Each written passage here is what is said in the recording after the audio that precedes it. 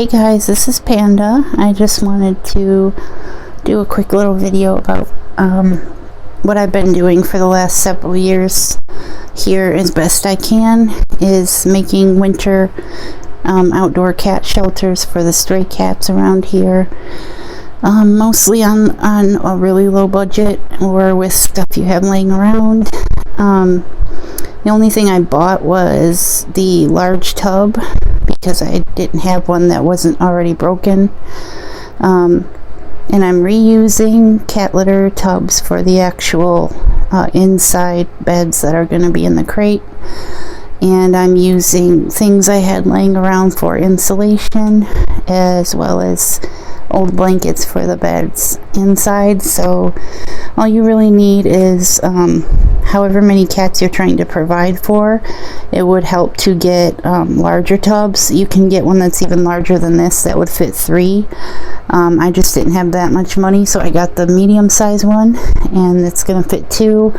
And I already had a smaller crate that I had to kind of reinforce with duct tape and flex tape so that it's sturdy enough to use for a single cat. And then I also already have a single shelter out on my porch right now. That's what I've usually provided because I couldn't really make more than that. But this year I'm trying to do 4 cats because I've noticed that there's 4 cats that come on my porch and eat the cat food. And in Michigan it's been pretty cold already, and it's getting below freezing right now, so I'm trying to rush through making these, and I just thought I'd do a quick little video to show how I'm doing it. So right now I'm using this to get started on, or to do the really tough things like cutting the lids off.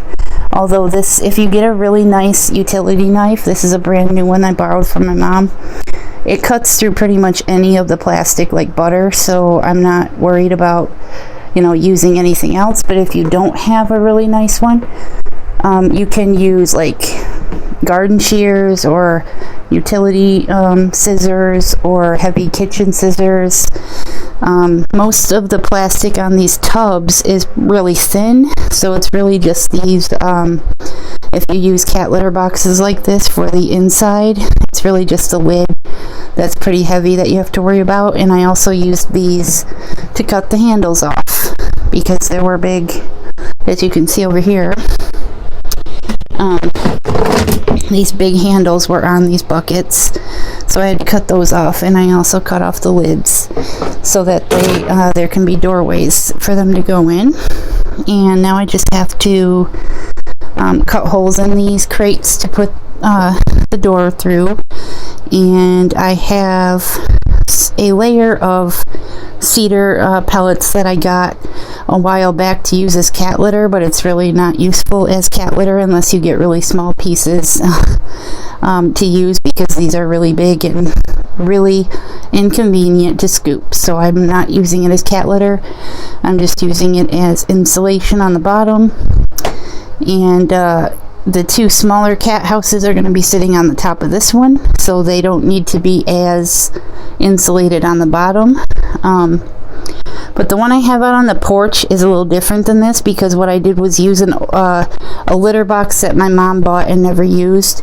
And then I put blankets around it, and then a big plastic grocery tote bag around it to keep it excuse me, water resistant. And then I put a larger cat litter tray over the top of it, so it's really pretty much water resistant as far as rain and snow goes. And with it being on my porch, it's got an overhang so it doesn't get very wet anyway.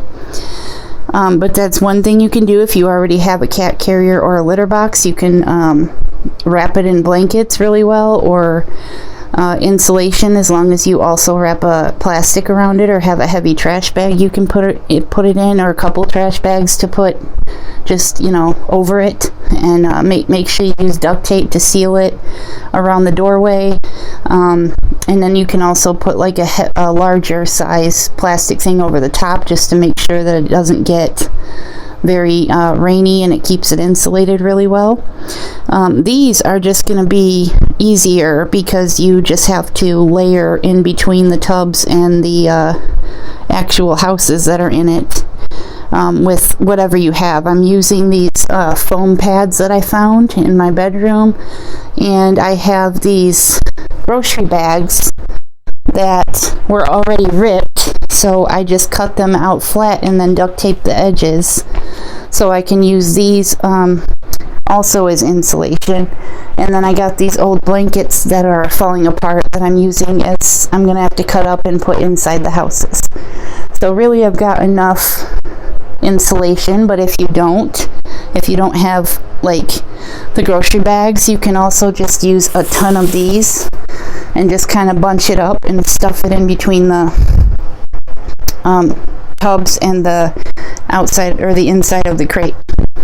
So I'll be coming back to show you guys how I'm doing that as soon as I can. I'm just gonna have to put the tubs in and cut holes on the outside, and then I'll come back and show you. Okay, now as you can see, barely, I did use a Sharpie to kind of outline where I wanted the doors to be cut on the front of the tub.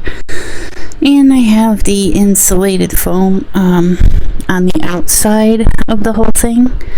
And then in between where there's just a little gap, I stuffed some plastic grocery bags to kind of help insulate it. And as for the top, I'm going to be using these, I happen to have on hand anyway, these empty fabric panels from my grandma's shop.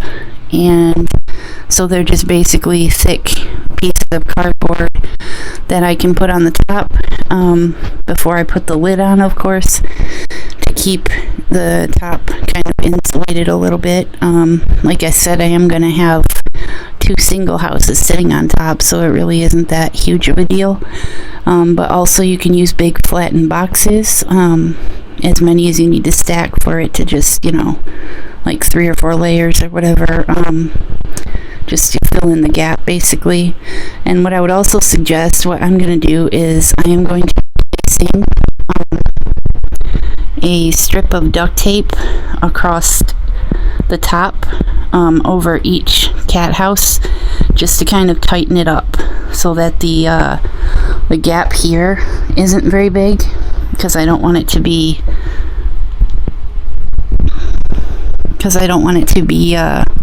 that big of a gap, so that maybe a chipmunk or a kitten could slip in there and get stuck. I don't want that to happen.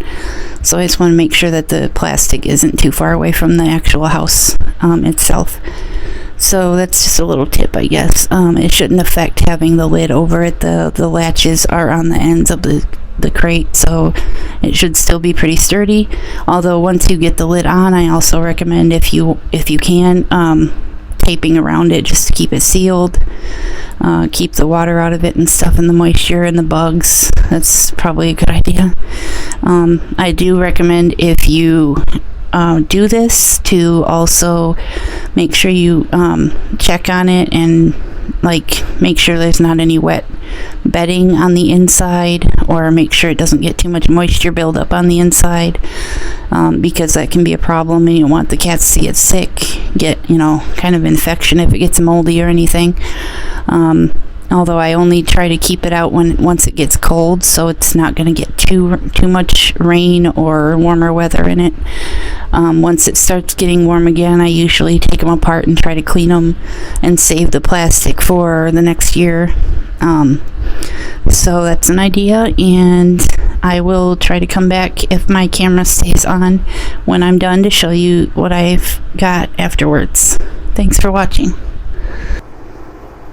Okay, so after a long time of struggling with trying to cut through this brittle clear plastic, I very highly recommend you have either a brand new utility knife like I do, or there are a lot softer, usually the darker colored plastic crates that they have are made out of soft plastic, so it's a lot easier to cut.